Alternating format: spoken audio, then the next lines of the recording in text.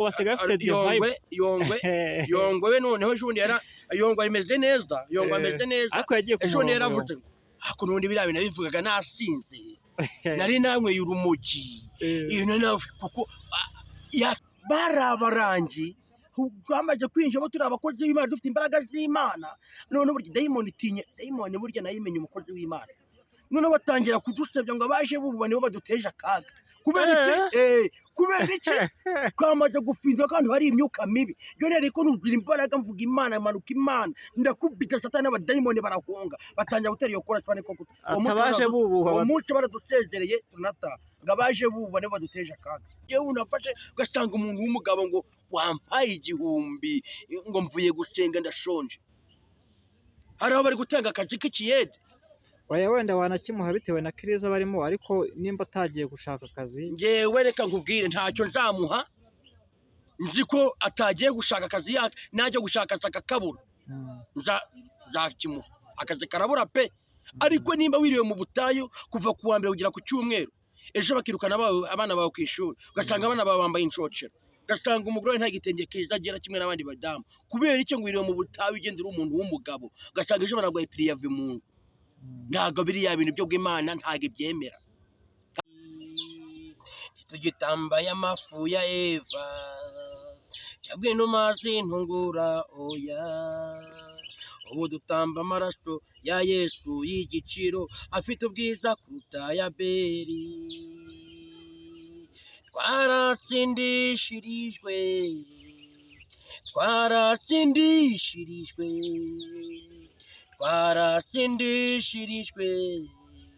igitego cyarinjiye.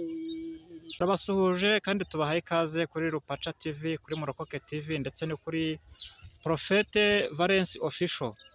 Tubahaye ikaze, Imana y'amahoro nibaha umugisha. Njye muri kumva nitwa Rupa Prisca, imbere yacu akaba hari umutumirwa akaba yitwa Prophete Efta. Tuguhaye ikaze. Murakoze cyane. Kuri aya macano yose uko nari nyavuze, ndagira ngo wowe udukurikiye uze kwihangana, nugeraho uze gukozaho subscribe kugira ngo tuzajye tubana mu bindi biganiro byacu bya buri munsi. Tuguhaye ikaze mukozi w'Imana. Murakoze cyane, Imana ibahe umugisha. Ariko buriya ijambo umukozi w'Imana, uri umukozi w'Imana koko? Ni ukuvuga ngo kwitwa umukozi w'Imana ni ukuba ukora ibyo Imana ishaka, ugendera mu nzira nziza. Iyo ubanye n'Imana witwa umukozi wayo, bivuze ngo nimba Imana n'undi uri umwana w'Imana, Imana igomba kugutumaho ishaka. Iyo Imana igutumye rero ukemera ukatumika, ubaye umukozi w'Imana. Ariko se ngewe ntabwo ngiye tubyumva kimwe. Yego iyo igutumye ibigukoresheje koko ibigukoresheje ubu uri umukozi wayo kwigukoresheje. Ariko njye buriya hari ikintu ushobora nti uyu ni umukozi w'Imana. Ikintu nashingiraho mbivuga nk'iyo ubonye nk'umuntu ubabaye ukamufasha, iyo ubonye umuntu ushonje ukamugaburira, njyewe nimba mbona ari nk'umukozi w'Imana. Birumvikana aho nta comment natera, kuko baravuga ngo imirimo y'abera izibukwa, kandi ngo icyo ukoze ugikuye ku mutima wawe bitewe n'umwuka w'ikikubayoboyemo, ubona nawe ukoreye Imana. Wa muntu ugaburiye ashonje, wa muntu ufashije afite ikibazo runaka, nawe ubaye umwe mu bakozi b'Imana, kuko ukoze ibyo Imana ishaka. Yego. Nimunyemerere nongere mbahe ikaze. Ahantu turi ndagira ngo mbabwire hariho ni ahantu mu ishyamba, ariko hepfo hari agahanda, ariko twanze kuzamukamo cyane kuko ubushize hari igihe tugeze kujya mu ishyamba tuhahurira n'ibibazo. Ubu niyo mpamvu twafashe, ariko meya kiriya gihe twari kumwe wazabwiye abantu ibintu twahuriye nabyo mu ishyamba. Ye baba we, buriya niba tugiye turi mu ishyamba twagiye gukorera yo nagiye muri shoot y'indirimbo, twahuriyemo n'abajura benshi cyane. Ibyo ntacyo, reka ibyo tuzabigere ku kindi gihe. Ariko abantu mudukurikiye pe, icyo gihe twahuye n'ibibazo bikomeye kugeza n'ubu ndetse turacyafite ingaruka zabyo. Badutwaye kamera, badutwaye mikorofone, badutwaye ibyo. Reka tubyihorere, tuzabivuga ikindi gihe. Ariko Imana reka tujye ku byatuzinduye. Aha rero uyu mukozi w'Imana ngo niho akura amavuta, niho aba yaje gusengera. Twayahisemo kuza kuhakorera ikiganiro. Mukozi w'Imana, karame, reka abantu badukurikiye muri kano kanya tubaheshe umugisha. dutangire twiragiza Imana tunabaragiza Imana. Mana yera, Mana ikiranuka, uwera wa Isiraheli, igiti kiganja mu musambi itarumba, Uwiteka nyaguhora ku ngoma, turakwiragije uze imbere yacu. Ndasenze kandi Mana ndakwinginze kugira ngo iki kiganiro kigiye kuvugirwa ahantu amagambo ava mu kanwa kanjye mu izina rya Yesu, nkore ku munwa, nkore ku maso, kandi abasha kugitega amatwi. Imana ubaha umugisha. Urakoze uragahora ku ngoma. Ngaho ndarisha Imana Mwana n'Umwuka Wera azabane natwe, abane nabumva kino kiganiro mu izina rya Yesu Kristo, amen. Amen. Ariko se mukozi w'Imana, yewe mvugira aho ngaho, ubanza usabe imbabazi, usabe Imana imbabazi. Ariko se ubwo ndabango ngewe nsabe imbabazi? Usabe Imana imbabazi kuko ngewe wanshumuje. Nagucumuje gute? Twari twahanye gahunda y'igihe tugomba guhurira aha ngaha, ariko watinze. Rwose usabe Imana imbabazi. Ngewe namaze kukubohora buriya, kuba nemeye nkafata umwanya nkagutegereza buriya, ngewe nakubohoye. Ariko ibyo byose buriya n'ijuru ryanditse ko uhora wacumuje. Saba Imana imbabazi pe. Aha, Imana yo mu ijuru, yego imbabarire, nawe umbabarire, wakoreka ibyo nabyo mu muhanda. Wasanze se harimo kurusi y'inkwavu? Wa mugabo we, noneho ahantu ntuye, kuko ngewe ntuye iriya za Nyabyondo, noneho nagiye kubona mpagarara ku muhanda nshaka moto ndayibura. Akada Bitewe n'imvura yaguye, noneho ngiye kubona cya kimoto kimwe bimwe byaje bifite batiri by'amashanyarazi. Urakoze cyane, by'amashanyarazi. Noneho kimpagarara imbere, kiriya kimoto Mana, kinambye uko nabivuga, ndakizira. Ujya ubona iki se? Kiriya kimoto nigeze kugitega ngiye ahantu mu kazi, bampamagariye akajamo agenda umushumeri. Noneho tugejeje hagati na hagati ngo batiri umuriro ushizemo, kandi none twari turi nta sitasiyo yacyo yari ihari. Akada umuriro ushizemo, ndaburanirwa ubwo bari kumpamagara kugira ngo mbone indi moto. Ndamubwira se harya ko yayindi ya moteri abajyamo na moteri ukuntu bahengeka bakagera kuri sitasiyo, iyo nta ruhengekero ifite. Arambwira ngo ntarwo ubonera kuzihagarara ni gutya. ari ububwira se ngo hengeke batiri. Ndabizi sibyo ni kumubwira ngira ngo nyine moto zose zifite zipanane. Ariko koko hari ukuntu abamotari esansi ijya ibashirana ngo bose ngo buretse gatoya, buretse gatoya ukajya ubona ukabona arayicuritse. Byambayeho cyane, bimbaho cyane. Mugihe nkava kuri moto, none nava kuri bike agafata akagira ute agahenge akongera agahengura ukagira ngo agiye akata moto ikaka ukagera kuri sitasiyo. nawe wavuga uti he, yego nambwiye se ngo iki cyo nta kuntu mushyiramo akantu bashyizemo katuma tugira aho unywera bateri. nawe nkoreye umunsi none uwo wanga hengeka ishanyarazi akariro se wagiraga akariro. Ntabyo rero ko infatingi y'akazi ntabwo nari imbere, none kibona kimbagaraza imbere. None mubwira amafaranga make munaniza kugira ngo agende sinyitegereje ngira kumbera ngo nkuko byashize byangendekeye. aguhagaze imbere urangije umubwira make kugira ngo agende kantware. Noneho mu gihe agiye kuyemera, agiye kubona haje indi moto, iriya moto iyi ngiyi yatevise. washaka iriya moto niyo washakaga. Imana ishimwe ya moteri. Yambwira moteri ndashaka kujya i Kigali. Arajamba yambwiye ngo niba unaniwe na kiriya kikirage ngo ni ikirage ko bakita, ngo nta yindi moto yagutwara, ngo iri unaniwe kugutwara, ngo bagiye no kwihura muri Nyabarongo itagufata. Yampaye inka kandi Nyabarongo ntiyakwemera iriya moto ngo yakwanje, nta yindi moto yagutwara. nawe se kubera iki ngo kiriya kirage gikorera make? ariko ngo ziriya moto zigira ibibazo byinshi. Ariko ngo zikorera makeya, ariko ngo zigira ibibazo byinshi bibira kike. Rose ntago zigira impanuka za hato na hato, bigira impanuka. Noneho ubushize rubona abonye igiye kuri igipatiri kivuyemo. Ariko reka ibyo ngibyo ntacyo tubyihorere by'izo moto, ababishinzwe bazabikurikirana, two kwinjira mu by'abandi cyane. Imana ijye mfasha iriya moto nkibona ngiye mu kazi kanjye ka buri munsi. Ntacyo yarambabaje kuba ngiye mu kazi ngo umuriro urashize nta kintu. Ndaramubwiye se wahengeye cyo gushaka kugira batiri nibura tukegera imbere, ngo reka ubwo naho ngaho akazi nkabura gutyo. njye nakubabariye, ubwo n'Imana ikubabarire. Ndumva ni urwo rugamba nahuye narwo. Imana imbabarire, nawe nsabire Imana imbabazi. ntacyo Imana ikubabarire. aha rero nk'uko nabibabwiye ni ku musozi w'amasengesho, aho abantu bakunda gusengera, ariko twe ntabwo twaje gusenga. Murabizi ko muri iyi minsi gusengera mu butayu ntabwo byemewe.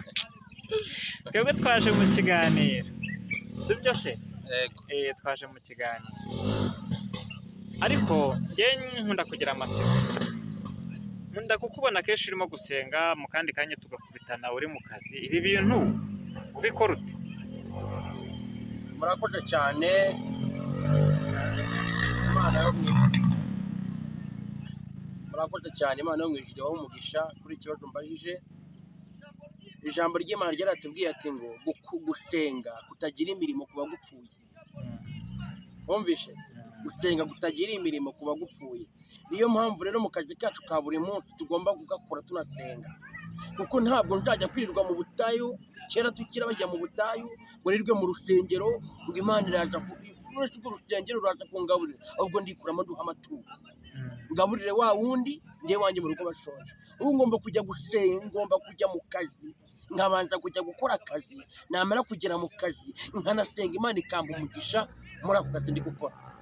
Usanga umuntu yiriwe mu butayu kuva mu gitondo kugera nimugoroba Ari gushaka Imana. ari gushaka Imana. Se Imana uzayishakira mu butayu? Imana uzayishakira mu rusengero rwirirwamo? None se wowe ntujya ujyayo? Njyewe najyagayo ariko ngafata iminota 20 ngiragiza Imana nkajya mu kazi. Wampamagara mu ivugabutumwa, mbere y'uko ivugabutumwa mpamagaragamo, iyo umpamagaye nguha iminota 30, ya minota 30 nkagikoresha nkajya mu kazi kanjye ka buri munsi. Ijambo ry'Imana ryarambwiye ko tuzatungwa n'imirimo y'amaboko yacu. Nimba ku kazi nkora, nimba ntabashije gukora akazi, nzarya gute? Abana banjye baziga gute? Nzagomba gukora. Hari abantu njya mbona, ejo naganiriye n'abagore bagenda duhuriye ahantu, ndababasha abagore mwe ko mpora mbabona mugenda buri munsi muca hano mukora akazi ryari ngo tuba tugiye gusenga. Nose muba mugiye gusenga mukakora ryari ngo nta kazi dufite? Nta kazi uba ufite wowe ubwawe wambwiye ko warize, wowe ukabura kujya kudepoza ngo Imana iguha akazi. Ugiye mu butayu, ugiye mu nsengero, aho niwe deporeza. Twagiye tugira ubwenge, ko Imana yaduhaye ubwenge kugira ngo tubukoreshe.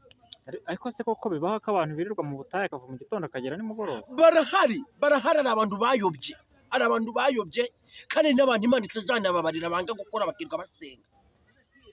Kandi ijambo ry'Imana rivugira ngo nimugende musenge munakore, mu byo mukora byose munasenge, muzatungwa n'imirimo y'amaboko yanyu. None ugasanga njye natangajwe no kubona abantu b'abagore b'abagabo biyubashye birirwa bagenda birwana Bibiliya bagenda, ugasanga ejo murahuye ngo wambaye 1000, uri umuntu w'umugabo ufite amaboko 2 n'amaguru 2, ufite n'umutwe utekereza. Ari aho bari gukora ikiyede, bari kwangaje abakozi bakora ikiyede cyangwa n'abafundi. Wowe ukirirwa ugenda ukirirwa mu butayu kuva mu gitondo nimugoroba, ejo abana bakabirukana ku mashuri ngo bagiye gusenga. Iyo Mana dusenga se izakubanurira amafaranga aho mu butayu iri? Wamanuka umusozi ugatangira uti zize wayananiwe, wamanuka ngo yananiwe. Imana ivuze gute se iyo Mana itabashije kukwereka talent y'akazi ujye gukora ngo ukagiriremo ubwenge? Niyi ngo tanga igitambo tugusengere, warangiza mukajya hano. None burushe nagiye ahantu, noneho usanga avuga ahantu kajye kumenya amakuru yawe, bagenda ni nk'intasi shaka kumenya koko babahanuzi biyita abahanuzi atari abahanuzi. Ariko tukiri aho ngaho, ari umuhanuzi ejo bundi nabonye ikiganiro yacishije kuri channel, yarimo avuga ngo barareka nkubwire, ariko hari abantu bagenda babona isomo ngo buriya ngo hari ahantu ngo hamara, baravuze ngo ni ahantu ngo hamara, ngo hari ahantu hamara ibibazo. Ahantu hamara ibibazo ni he? Ngo hari ahantu hamara ibibazo, ngo udashobora ngo gutekereza ngo inyama, ngo udashobora gutekereza. Aho hantu rero abo hantu niho n'undi bari abahanuzi cyangwa bajya babashitanga mu butayu babajyana aho hantu. Ni muri gereza n'ahandi. Iyo uri muri gereza ibibazo birashira, iyo uri muri gereza uriga, iyo uri muri gereza biri gushuka abantu ngo uri kubasengera baguha amaturo, buriya ni ubwambuzi. Ushaka gusanga aribo babandi birirwa ku musozi nyine, birirwa ku musozi ngo yananiga Imana iravuga ngo nimuzane amaturo. Ugasanga hari none yize kubona yigeze guturisha ngo nimuzane ko azana ikibo cyuzura amafaranga ngo nimuzane imba ko gahinda kanyu hano, ubukene bwanyu, umuzane ubwo bukene bwanyu hano. Umva kwera uwo muntu kandi abaka amafaranga. Uriya muntu nawe ajya mbabaza impamvu batari bamushyira mu kigo ngororamuco, ariko mu kigo agashuka abantu ngo Imana iravuze ngo nimuzane ibyo. Ariko barimo baragenda bihana, hari abagenda bihana. Ndabyumva abagenda bihana, abo ngabo ari ukwihanuka. Abamaze kujya imageragere bo bagarutse barahindutse. Ariho nabonye ubu ngo basigaye bafite Yongwe we noneho ejo bundi yongwa imeze neza, yongwa ameze neza. ariko yagiye ku Ejo murongo yaravuze ngo ako nundi biriya bintu nabivugaga nasinze, nari nanyweye urumogi, ibintu nawe kuko yakabana amafaranga atakoreye. Yongwa yagiye ku murongo. Yongwa yagiye ku murongo. Mwese ahubwo reka mbabwire, bariya abahanuzi mu byumba runaka birirwa babeshya abantu ngo nimuzane amaturo, nibigire kuri Yongwe, bareba ibyo Yongwe kuntu yagorowe. Uyongwe ngo yafunguye The Bible. Yafunguye The Bible. Yafunguye The Bible. Ngo azajya yabaka biciye mu kiganiro muri kuri YouTube channel, bamukandire bamuhe link, bamarike comment ahembwe. Umuzungu yohereza. Umuzungu yohereza. Ariko atongeye guteka imitwe mu bantu ngo nimuzane amaturo nka Rugagi, ngo muzane Rugagi ariko nawe yarabiretse bari ku murongo. Yarabirekeje ubundi Scove yamukozeho. Nawe yaravuze ngo Rugagi ibyo kuri urusengero, yarafite urusengero rwegeranye n'akabari. Ariko Scove nawe byarangiye asaba imbabazi, kiragiye yasabye imbabazi Yongwe. Yafutaje imbabazi Rugagi. Nako Rugagi yagize ubwoba yuko yamubwiye ngo ashobora kutazabona ubugingo. Scove n'ubwoba yagize ubwoba, cyangwa se bitewe nyine burya bari abantu baba barashukwa aho ari amavuta, reka nyita amavuta cyangwa se yahawe umugisha, burya n'akanwa kacu kararema. Umuntu ashobora kubwira ikintu ugasanga kikugiriyeho ingaruka. Ariko nibyo buriya kuko hari abantu mbona bavogera amavuta y'abari abantu b'abashumba. Oya, nta muntu uragira titire yo kuba umushumba. Yarasutsweho hari amavuta. Hari amavuta arashinganye. Muyubahe. Ari amavuta arashinganye kuko ari amavuta niyo Mana yashutse Aroni mu mutwe. Urumva iramubwiye yajya guherekeza Mose. Yamutuka mu mutwe, bagendana neza na Mose. Niyo mpamvu rero ari amavuta y'abashumba, mujye muyubaha. Icyo umushumba avuze kivuye mu kanwa ke ni ukuri kikubaho. Ari amavuta ndayubaha cyane, bari abashumba ndabubaha, ariko nabo apana kugenda bateka imitwe mu bantu ngo nimubazane amaturo. Ahubwo ngiye kuntu maze no kwiba mbona isi yubakiye ku kinyoma, buri kuri kujwe na Kristo wonyine. Oya, ntabwo abantu bose ariko bari ku kinyoma. Isi Yesu Kristo, niyo mpamvu abayoborwa n'umwuka wera nibo bana b'Imana. Abanyamakuru nawe Rupaca waba umuhanuzi mvuga, ushobora kuvuga ngo ngiye Rupaca uyu mwaka 2025 nzaba mfite kadasiteri nziza muri uyu mujyi wa Kigali. Ariko kugira ngegeraho ngiye Rupaca, nzajya ngenda njye mu kazi kanjye ka buri munsi, nimba nkorera 5,000 kuri munsi, nzajya ndya 2-3 mbibike. Mu gihe cy'imyaka igana nateguye hamwe ariko akazi ukora gaherekejwe n'isengesho. Ariko gukora bikajya uko Imana nayo yararemye irarema, kuwa gatandatu iraruhuka. Siko biri? Ikimara kuruhuka niko kusanga nyine ukajya gusenga, ugendera mu gusenga, ku cyumweru ukajya gusenga, ukagera iteraniro ryera. Ariko mbere na mbere jya gukora, mbere na mbere jya mu kazi, bana kwirwa mu butari kugenda ngewe unafashe ugasanga umuntu w'umugabo ngo wampaye 1000 ngo mvuye gusenga ndashonje. Hari aho bari gutanga akazi k'ikiyede. Wenda wanakimuha bitewe na kiriza barimo, ariko nimba atagiye gushaka akazi, ngewe reka nkubwire ntacyo nzamuha. Nzi ko atagiye gushaka akazi, najya gushaka akakabura, nzakimuha akazi karabura pe. Ariko nimba wiriwe mu butayu kuva ku wa mbere kugera ku cyumweru, ejo bakirukana abana bawe ku ishuri, ugasanga abana bawe bambaye inshocero, ugasanga umugore nta gitenge kiza agira kimwe n'abandi badamu. Kubera icyo ngo wiriwe mu butayu ugendera umuntu w'umugabo, ugasanga ejo banagwaye pirive mu nzu. Ntabwo biriya bintu byo bw'Imana ntabwo ibyemera. Niko kwa wundi uvuga ngo basenge banakora, basenge banakora. Kandi gukora bakugire intambwe ndende, kuko Imana yibwiye ngo Mana ngiye mu kazi, nyemerera ugendane nanjye, undambure akaboko kawe k'umugisha. Amen. Iryo sengesho akazi gaherekejwe n'umwuka wera w'Imana. Imana igendana nawe mu kazi. Wataho ngo Mana ushibe ko mvuye muri ka kazi, uhabwe icyubahiro. Imana irakumva. Apana kuvuga ngo ufasha Bibiliya everyday ngiye mu ivugabutumwa runaka. Nimba ugiye mu ivugabutumwa birumvikana, birashoboka ko waba gutumira mu ivugabutumwa.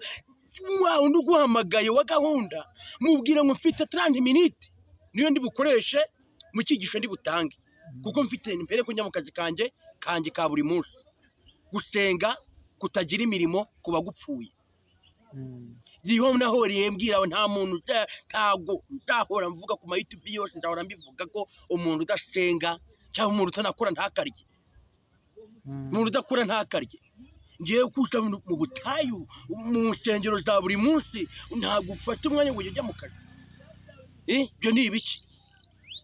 Niba abana bajya gutura ngo nimuzane bagakoresha imitwe yabo, ngo nimuzane ibyo. Imana ibababarire. Imana yatanze ubwenge, Imana itanga amaboko n'ibitekerezo, itanga n'amaso yo kureba. Nimba akazi kamwe birashoboka ko waba ukora nk'akazi kabi kakanga, nimba kanze hindurira mu kandi, uhindurire mu kandi urebe ko ari aho umugisha wawe uri. Ubundi biravuga ngo nimba ukoze akazi imyaka 2, imyaka 3, 5 nta kintu ugeraho, hindura. Ushakishirize mu kandi. Hindura ushakishirize mu kandi, wasanga ko ngako uri gukora atari akawe. Ariko nujya mu kandi ukarakona aho byitwaye, ugakora imyaka nayo 5, nubona nta kigenda ujye mu kandi kugeza ugeze aho Imana yawe igushaka, umugisha wawe, aho umugisha wawe uri. Bana kugumya mu kazi, nose nugumye mu kazi kabe kuzamuka umusozi buri munsi, ni siporo urimo. Siporo ko badushyiriyeho amajimu nawe ukayijyamo ugiye wumva wishaka. Ni nko gusenga gusenga, ariko ndabizi gusenga biravuna. Rambo no mu kazi kawe urimo wagasengeramo. Ejo bundi ndi mu kazi kuwa 5 nijoro, ndi mu kazi ndaje mu kazi saa 9 z'igicuku mpera ko ndapfukama ndahagarara, ndaje aho narindi ndasenga kandi no mu kazi ndasenga, mpamagara Imana iminota 30, kuko Imana yatubiziranye iyo minota 30 mvuga Imana yaje kumenya akazi kanjye. Rero nyemerera mbwira abantu ngo gusenga kutagira imirimo kuba gupfuye. Ntabwo Imana yaguhaye amaboko, ntabwo Imana yaguhaye amaguru yo kugenda ngo ubigire ute utume bidemara, babyita gukira muri make, ugasanga ubinegeke. Kunegekara abantu barabyumva, kuregeza cyangwa ngo warabiregeje, ntago akaboko gakora icyo gakome gukora, ntago amaguru. Ni kumusanga wirirwa mu buto usambanyiriza abagore b'abandi. Buriya abagore bagira ihohoterwa ku gitsina batapfa gutangaza, abahohoterwa n'abashumba kandi bibayo. Buriya ari abagore bafite ihohoterwa rishingiye ku gitsina. Usanga umuntu yabuze urubyaro ngo agiye gusenga Imana ngira umuye, ko bakegereye abaganga bareba gusuzume, bareba ikibazo ufite cyo gutuma utabyara. Ugiye umuntu araguye ngo uzana amafaranga usengere mu gute? Wagiye kwa muganga bakareba ikibazo ufite mu nda gituma utabyara. Imana urubyarira rutanga, ariko ntago irutanga. Yatanze ubwenge mu baganga. Imana ikorera muri wa muganga, akagupima, akareba ikibazo ufite, akaguha imiti. Ya miti guhaye Imana iyikoreramo. Ariko sinzi, hari indwara yanduye mu bakozi b'Imana, cyane cyane muri mwebwe abahanuzi. Ejo bundi hari umugabo nahoze mbona mukurikiye ku kiganiro, avuga ngo yagiye gusengera abantu, ngo bari benshi pe, ariko ngo bose bakajya binjira ngo nta nuzanye n'amazi, ngo abandi bakinjira ngo nta kantu namba, ngo kandi yegeranye ngano yari arimo bakirira, yegeranye na supermarket. Ngo maze ngo rimwe ngo hinjiye umukecuru ngo w'umukongomani, ngo yaje afite amafi 2 ahiye, ngo yarayabonye yuzura umwuka wera. Nyine ni ngo kwa kundi cyo tugaruka inyuma, ati naramusengeye ngo bari hanze batari kuyu muntu katarimo gusohoka, kandi yari yazanye igitambo. Ariko gaburiye ndabyumva ko, ariko se kuki mutakira abantu bose kimwe? Ariko gabo uzarebe buriya cyo tubwizanye ukuri, nawe uzarebe ufite amafaranga wumva neza nta kibazo ufite. N'umuntu wese ufite ubwo bushobozi arasenga bigakunda. Uzasenga wabura iki cyose ishuri izagera rirazamuka, ntawo ryagera. Uzajya kwiyiriza ubusuma n'iminsi 3 utarya utanywa usenga Imana. Iwawe nta gafuka k'umuceri gahari, abandi barava muri amasengesho biyakira, wowe uravamo nta kintu bwiyakiriye. Icyo gihe uragira ute? Urajya kure y'Imana, utangira wiganyira. Kandi kwiganyira ni iki?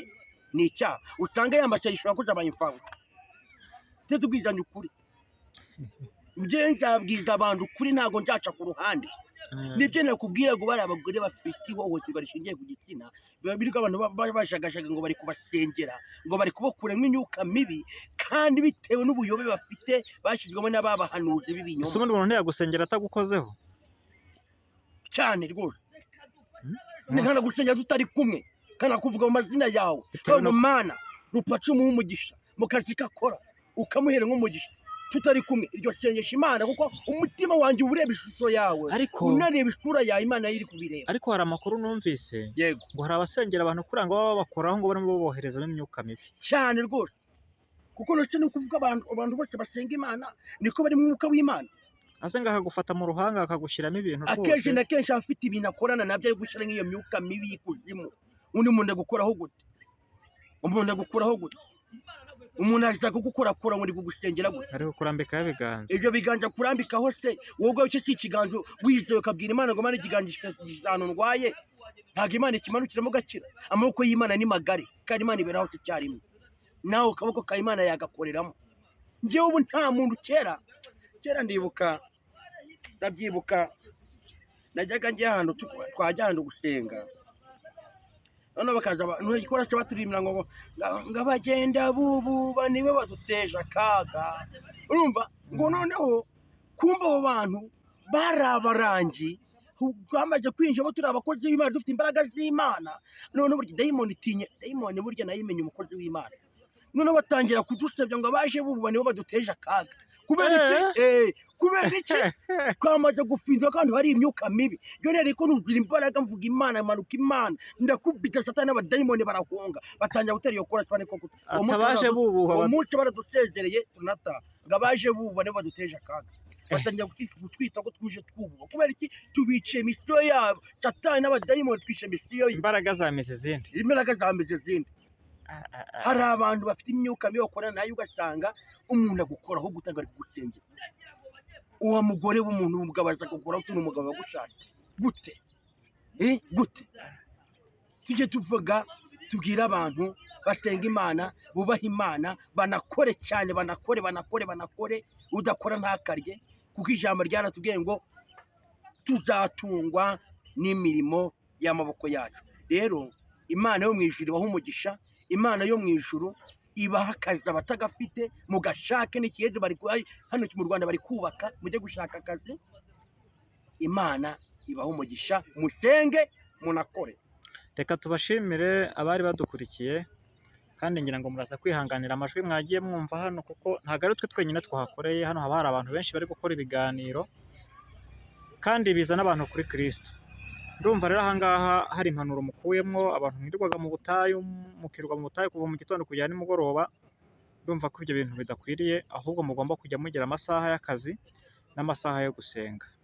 Ubushize nabibwiye abantu ndababwira nti rero wasenga uri kuri kompiyuta yawe, wasenga utwaye akamoto kawe, wasenga uri kunyonga igare ryawe, wasenga uhetse imbunda ku rutugu niba ushinzwe umutekano, wasenga uri gucunga umutekano w'umusekirite, wasenga aho uri mu kazi kawe kose ka buri munsi. Ndetse n'iyo bitanagukundira, nimba ugeze mu rugo akazi kawe karangira saa 11 ugafata iminota 10 cyangwa 15 ugashyira amavi hasi ugatakambira Imana, ukabwira ikibazo cyawe, kandi Imana iba yiteguye kukumva. Itakumva. Ntabwo gusenga Imana ari ukwikebagura. Ntabwo ari ukwikebagura. Fata iminota 30 usenga Imana, 15 usenga Imana, iminota 2 usenga Imana. Ku musozi Karumeli abahanuzi ba Bayali ngo bagiyeho barikebagura ubwo bari bashyize igitambo noneho barameze nk'aho bari kujya impaka na Elisa, bavuga ngo baraye Imana ifite imbaraga. Aba Bayali bagiyeho barikebagura, baravuga biriza umunsi. Ariko Eliya wagezweho yavuze ijambo rimwe gusa, ngo nimba uri Imana umanuke, umuriro nuve mu ijuru utwike ukonkore. Haleluya, amena. Reka tubashimire. Imana y'amahoro nibaha umugisha, mukore subscribe kandi mushayiringe n'abandi bantu. Tuzahura ubutaha. Bye.